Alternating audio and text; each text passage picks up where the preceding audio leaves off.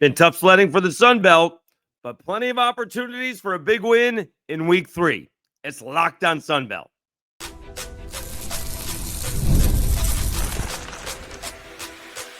You are Locked on Sun Belt, your daily podcast on the Sun Belt Conference, part of the Locked on Podcast Network, your team every day. All right, Dave Schultz, Locked on Sun Belt, your teams every day. Today's episode brought to you by Monarch Money. Take control of your finances with Monarch Money. Use code LOCKEDONCollege at monarchmoney.com for 50% off your first year. All right, so we're basically going to do an early preview of week 3, but I do want to concentrate on seeing if somebody can pull off a major upset. Troy beating Memphis is not a major upset, oddly enough, but would be a huge win for Troy. All right, let's get that out of the way. That would be an enormous win for Jared Parker and Troy. Not a huge win for the Sun Belt. All right. But there are like 6 games, 5 huge ball games. I think Troy Memphis is one of them. But otherwise, there's 5 opportunities for a Sun Belt team to pull off a Power 4 victory. Now, some of these are not going to happen. I don't think South Alabama is beating Auburn. All right. I don't think the Cajuns are beating Missouri. And unless Arkansas State gets a defense, I'm not sure they're beating Iowa State. I'm not sure why Texas State is 16.5 point underdogs to Arizona State, but that's a different story. I think that game is going to be closer, but I do think Old Dominion can handle Virginia Tech. But isn't that 5 ball games? 1, 2, 3, 4, 5 huge ball games. And that doesn't even include the Sun Belt opener with Southern Miss and App State. Again, that's against each other, so that doesn't get the Sun Belt what I'm hoping for this week. And what is on national TV? Are these guys on national TV? Auburn and South Alabama, SEC Network. Troy, Memphis, ESPNU. Iowa State, Arkansas State, ESPN2. Virginia Tech, Old Dominion, ACC Network. And Arizona State and Texas State, TNT, True TV, and HBO Max. Oh, who knew that HBO Max was showing college football? I didn't know.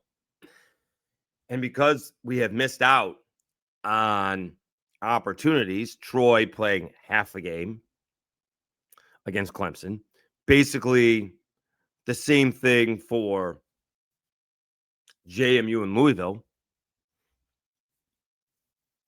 You know, that a little bit more fluky because, again, Louisville, half their yards came on 2 plays. Those happen to be big-time scoring plays, but that's what it was. South Alabama missing an opportunity to beat Tulane. That would have been big. And I certainly don't want to poo-poo Texas State's win over UTSA. That's a solid win, but that's much more of a rivalry game. It doesn't uplift the entire conference. And obviously, Arkansas State wasn't close to Arkansas. Georgia Southern not close to USC. What about week 1? I mean, even Georgia Southern got embarrassed by Fresno State, right? App State had a nice win over Charlotte. Everybody telling me how good Charlotte is. So far, not so good. Cajuns lose at home to Rice, and then to make matters worse, they lost their quarterback. I mean, Marshall covered against Georgia, hashtag always a bright side. I think Old Dominions, maybe they had their best showing was against Indiana, 24-17. They covered, but certainly play a little bit better, and maybe that's a ball game. Coastal Carolina embarrassed by Virginia. And so we have not had that, boy, here comes the Sun Belt type victory yet. And I think you have a situation. A lot of these games are at home, by the way, right? Arkansas State is hosting Iowa State. One more. Troy is hosting Memphis. Maybe they can pull off a major upset. All right. Again, I don't think the Cajuns are going to be able to slow down. We'll rephrase that. I don't think the Cajuns are going to be able to score enough and stay on the field long enough. And I think the Cajuns defense is going to get tired. They may slow down Missouri for a little bit, but Kansas slowed down Missouri for a little bit and still walked away, I think, with a double-digit loss.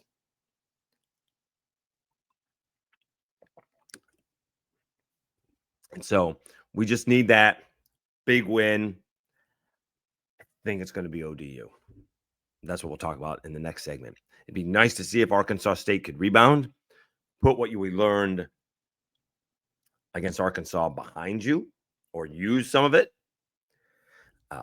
They got to come up with a defense. Georgia Southern's got to come up with a defense. I mean, some of these things, Marshall's got to come up with a passing game. Cajuns have to come up with a passing game. I mean, I don't know how much you can tweak. That's always an interesting thing. How much can you tweak in the season, right? Because whatever you installed in the fall, now you have to tweak it to Marshall had 3 quarterbacks play in one game. Now they're tweaking it to Zion Turner. Cajuns now got to tweak it to Daniel Beal. Do we have Lunch Winfield in there, right?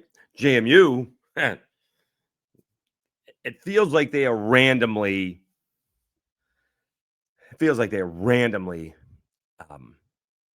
going with the quarterbacks.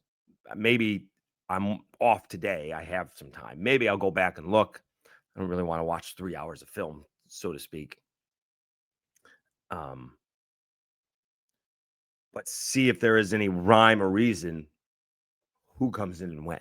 Obviously, 3rd and 10, for the most part, it's going to be Barnett. But is he in there on 3rd and 5 before a penalty, or does he take over at 3rd and 10 after a penalty? And so we are learning about these teams. Can you do anything about it? Can you change what you're doing, right? Can you install something specifically for Daniel Beal? Are you installing something for the new Marshall quarterback, right? And I mean, I presume by week 3, right, everyone's figuring out what JMU is going to do with Matsluka. Now you're going to get one shot to hit something over the top. Do you complete it? Now, if you do, that loosens up the running game just a little bit because, they got to guard against that. If you just overthrow it or it's picked off, then they don't worry about it anymore. But then you can do play action and you can do the QB draw later on. So we'll see what happens this week. I just think it's a really good opportunity, and it may be one of the last ones besides, I think, Washington State's coming to JMU. What's the next week? Got James Madison and Liberty. I mean, Troy's going to Buffalo. I mean, Arkansas State's getting Kennesaw State. It's a bunch of Georgia State's going back to Vanderbilt. All right, Vanderbilt's going to be licking their chops for that one. This may be the last big week for the Sun Belt to pull off a major upset. And again, I think it's going to be Old Dominion. We'll talk about that when we come back after I tell you about Mazda and DoorDash.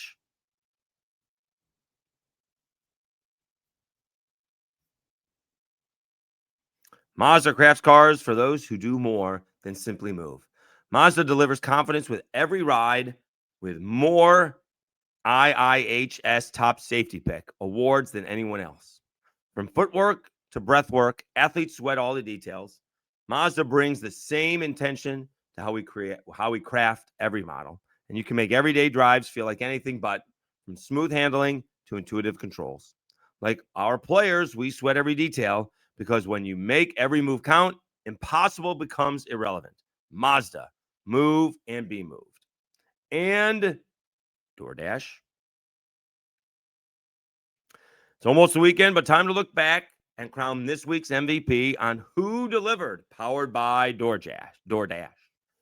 Just like you can win every Saturday with DoorDash streaks, saving more every time you order, these players delivered when it mattered most. Let's break it down. All right, plenty of opportunities here. I'm going to go with my guy, Colton Joseph.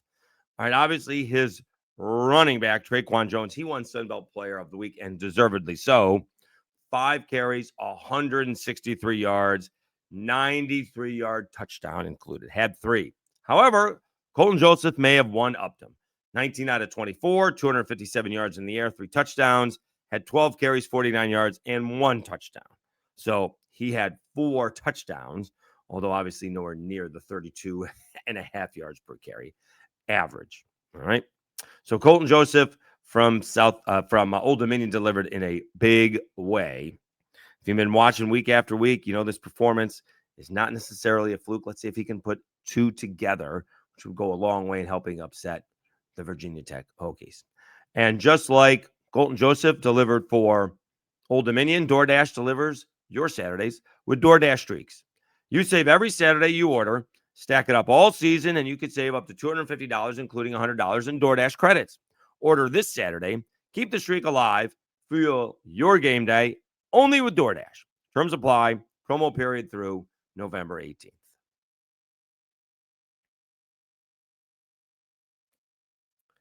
All right, Dave Schultz, Locked On Sunbelt, your teams every day. Again, we'll do more of this on Friday in terms of the preview. Thursday, we're going to do a little crossover with our guys, Zach Maccabee and Daryl Dappridge, hopefully. All right. Been looking forward to that one. And then I think we're going on the War Report. We got to figure out when that's going to be. All right. Okay.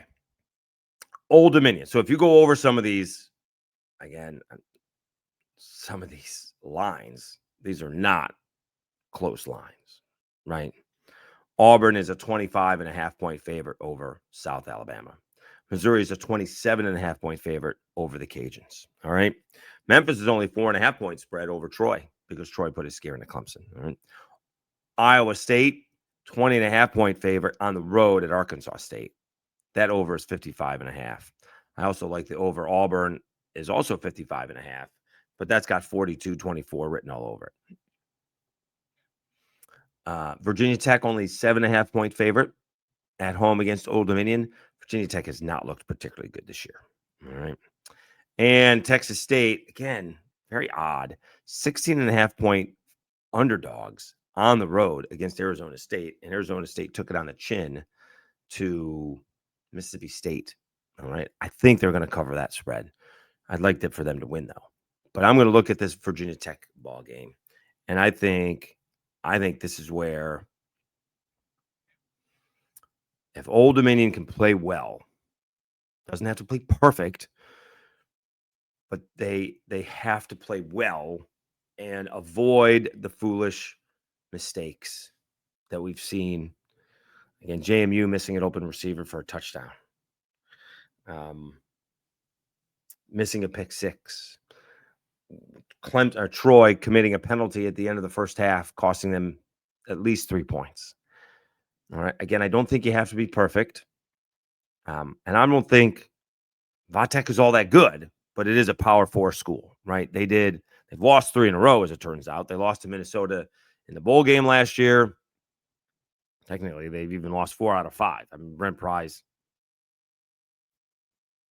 I mean, talk about hot seat.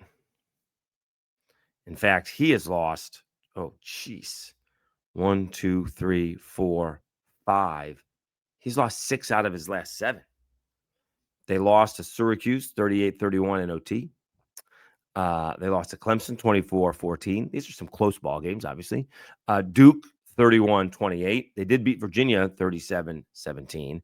They lost to Minnesota in the Duke's Mayo Bowl 24-10.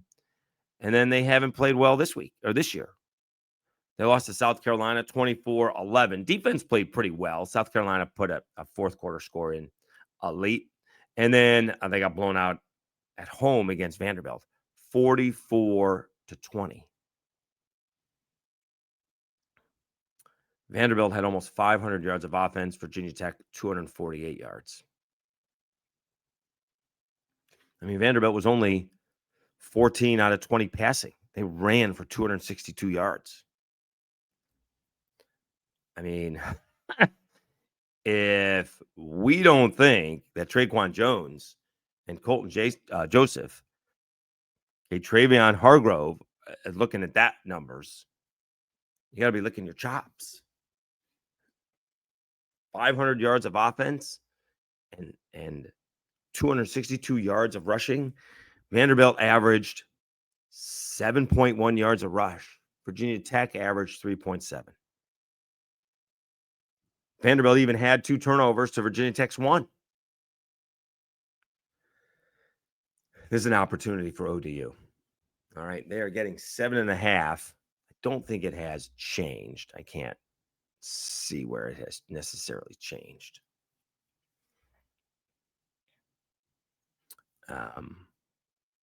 But it is 7.5. I'm kind of liking that.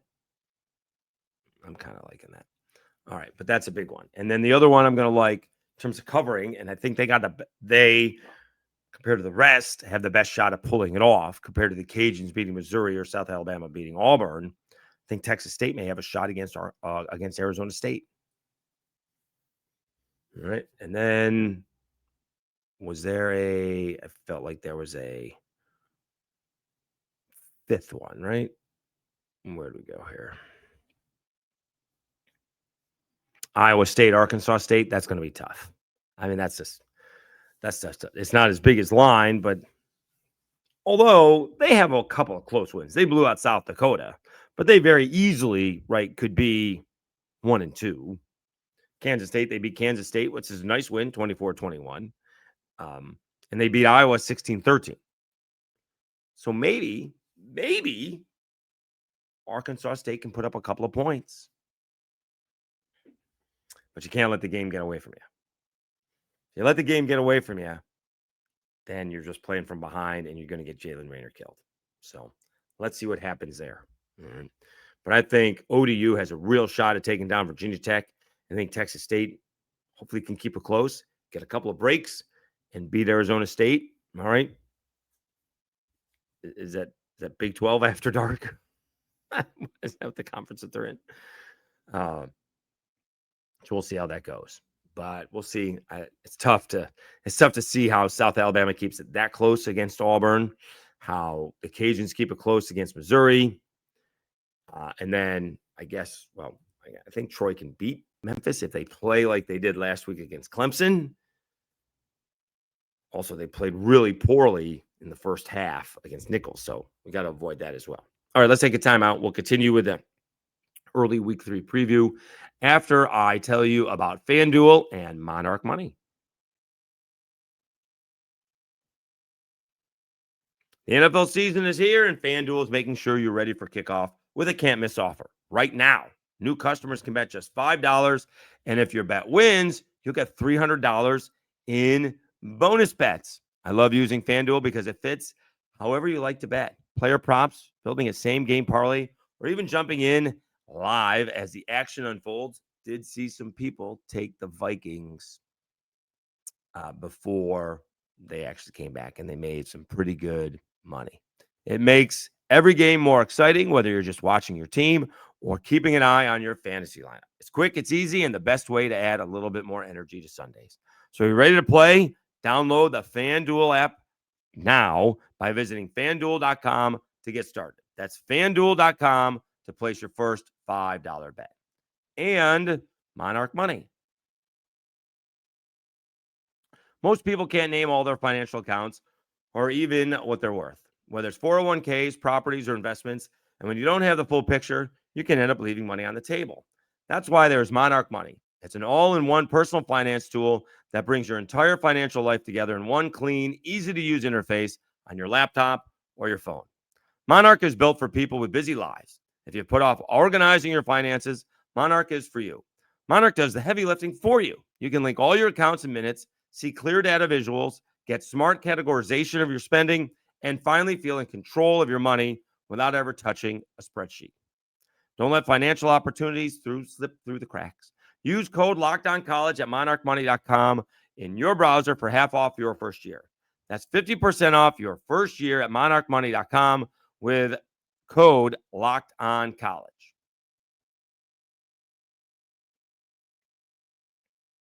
All right, Dave Schultz, Locked On Sunbelt, your teams every day. We'll try to do more in-depth in each game moving forward, but we've kind of talked about the big ones. So let's do the other ball games.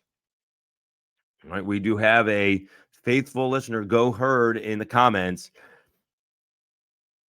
Does not have a lot of faith in Marshall winning this ball game against Eastern Kentucky. That would be bad. All right, they need to win. They need to win this football game. against Eastern Kentucky. Again, we won't have a betting line because it's FCS, but they need to do it. I did like Tony Gibson's line. He'd been waiting 31 years to be a head coach. It's not going to get ruined by two losses to begin the season. All right. Doesn't change the fact that they still lost because of it. In fact, they may have lost by more than that. That was at the end of the ballgame. A 26-yard field goal was it. But there may have been some other misses in the second half.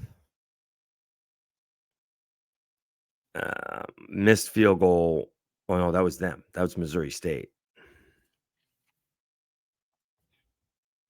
So that was it. All right. Well, no, they missed 2 field goals.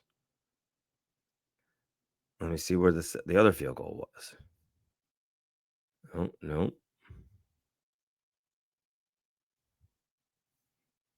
So they missed a 26-yard field goal. That's halfway through. And they missed another field goal. Oh, that's the same field goal. It's in here twice. Okay. Yeah, that's not good. Not good. So they need to beat Eastern Kentucky. All right. And we got to figure out what we're doing with the quarterbacks, because you just need in this day and age, 13 out of 24 for 83 yards and 1 interception is not going to cut it. I mean, that was Zion Turner. That's not good enough. You know, you can say the same thing for my guy, Daniel Beal. I mean, he basically had the same output, not much better. He did have a touchdown. I think he may have had some yards in the air. I mean, he was, well, that's September. Let me see the game log. I meant to go to the box score. Beal was 14 out of 22 for 86 yards with 1 touchdown. He got 18 yards on the ground. That's not a whole heck of a lot.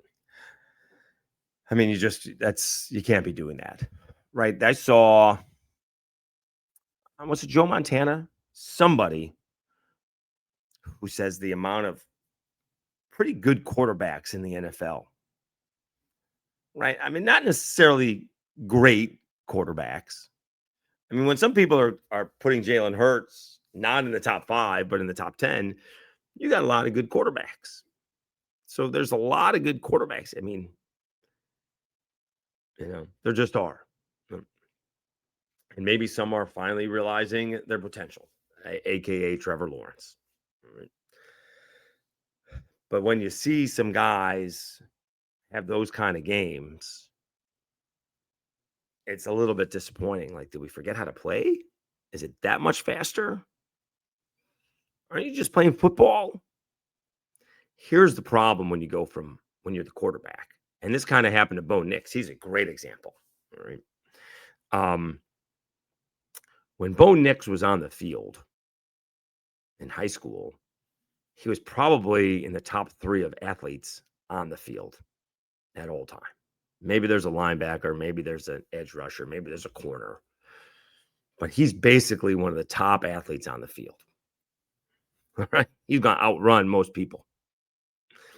Get to college, that's not the case. It's not the case. You're not going to be. Someone's going to be. Not only are they going to be just as fast, if not faster, they're bigger.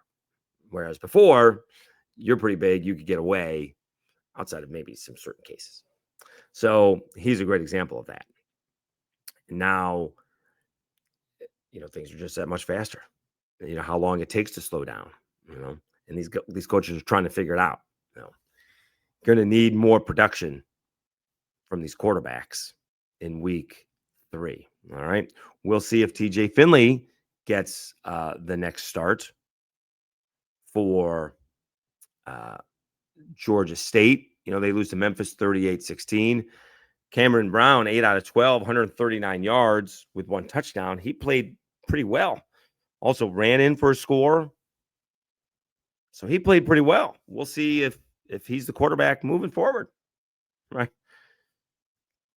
I mean, TJ didn't have a touchdown, threw one interception. He wasn't awful. 21 out of 29 and 201 yards isn't awful, but somewhere along the way, the defense has to show up, right? I mean, Memphis scored 17 points in the first half and didn't show up at all in the second half. That may have something to do with the offense not doing much either. So, I guess Cameron Brown was responsible for both their touchdowns. So are they playing with two quarterbacks as well?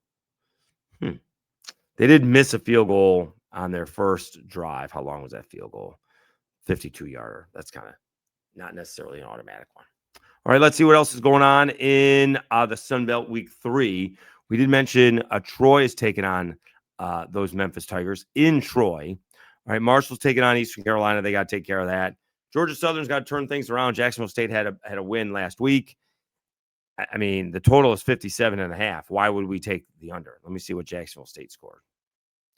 I mean, Jacksonville State lost to UCF 17-10, and then put 34 points up on Liberty, 34-24. I still think maybe I'm not trusting that Georgia Southern defense, and I think Jacksonville State can score. So we would probably take the over in that one. Georgia Southern, 3.5-point favorite. This is, how about this one? App State is favored on the road at Southern Miss. App State is favored on the road against Southern Miss. Okay.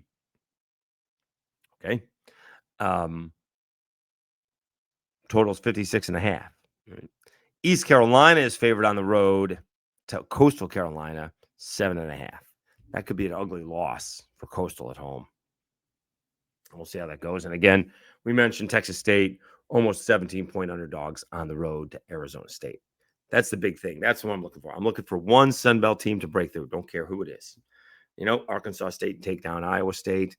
Cajuns take down Missouri. South Alabama over Auburn. That would be outstanding. All right. Hopefully Troy can take care of Memphis, but I do think it's going to be Old Dominion taking down Virginia Tech.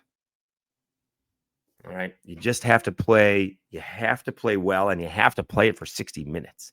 That's the thing. All right. Because eventually talent is going to overtake whatever's going on. It's not necessarily coaching. It's just talent and ability. All right. The Power 4 schools generally have more talent, even more so now that they're getting paid to be there. I don't think I'm giving a huge, eye-opening statement there. It is what it is. That's why you have to limit the penalties, you have to limit the turnovers, and you have to take advantage of almost every single situation. That's why if you get down to 4th and 3, do you kick a field goal or do you go for it? These coaches do go for it a lot. I am not as big in going for it. I'm much bigger going for it on 4th and 2 from the 2, because then I get a touchdown if I make it. Than I am at the 20, and I'm still not into the end zone. Yeah. It's different if it's a point where I'm towards the 40s, and am I going to gain all that much yardage if this ends up in the end zone? How much yardage gain am I going to get if it's a good punt? Whereas I might as well just go for it because I'm in no man's land, can't kick a field goal. Punting, I'm only gaining 20 yards. Might as well go for it. What's the difference if they start? Is it that big a difference between the 20 and the 37? Not that little different. It is. They obviously got to go 17 less yards to get in a field goal range, but you guys know what I'm talking about. I also feel, and we did see this with the Bears and the Vikings, or not, it wasn't the Bears and Vikings, although a little bit there. It was the Ravens and the Bills. Coaches play not to lose. They would much rather make the easy decision, as Harbaugh was criticized for not going for it, in that case, in his own territory, 4th and 3, when we're going to leave it up to the defense who couldn't stop anything. Keep your eye on that, because coaches don't like to be second-guessed. Not at all. And it's a much bigger deal because when you're doing that, someone's managing the clock at that point in time. You may not have somebody in your ear in the middle of the second half, in the middle of the second quarter, but towards the end of the ball game, that whole possession is going to be based on, are we going for it on 4th down? And they kicked it away. So we'll see who goes for it. All right. You got to pick your situations. I did not like Louisville going for it last. I didn't like Louisville going for it. Louisville going for it early on. They got stuffed on a 4th and 1 in their own territory. I also don't like telegraphing the play. Why don't we just run the next play? Why do I have to put power against power? And even though they should be out athleting them, when they know where the play's coming, it's easier to stop. JMU actually did a good job when they got their first touchdown. Chesney called the timeout, called the same play, except they put the tight end going the other direction. So that was a solid play because by the time he called the timeout, they had snapped the ball and Barnett was rolling to his left.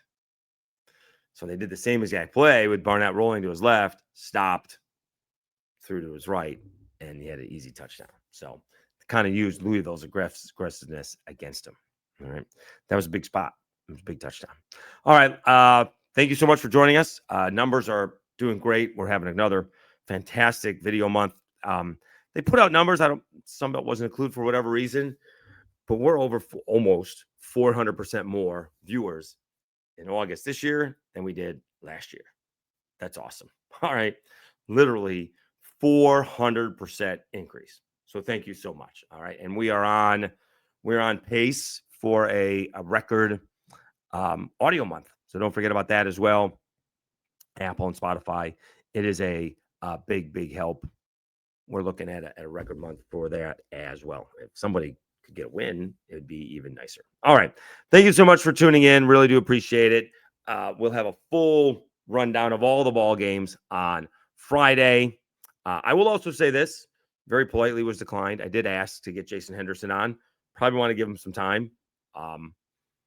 Although you got to ask as early as possible in case he was doing media. Hopefully we'll get Jason Henderson on sometime during the season. What went into the decision, although we can figure out it was a bunch of pain. Don't have to think too hard, but why was it now? Why wasn't it earlier? What's his plans moving forward? Is he going to be a football coach? Is that a cliche? Is he leaving football totally behind? Just get the lowdown. But we did put it in. They were very promptly polite rejection for now. All right. So hopefully we'll get Jason on when he's ready to talk. I'm sure he's going to do a round of media when he's ready, but do have to give him some space. I appreciate that. But I wanted to let you guys know that I did try, basically. All right. I made the effort. All right. Thank you so much for tuning in.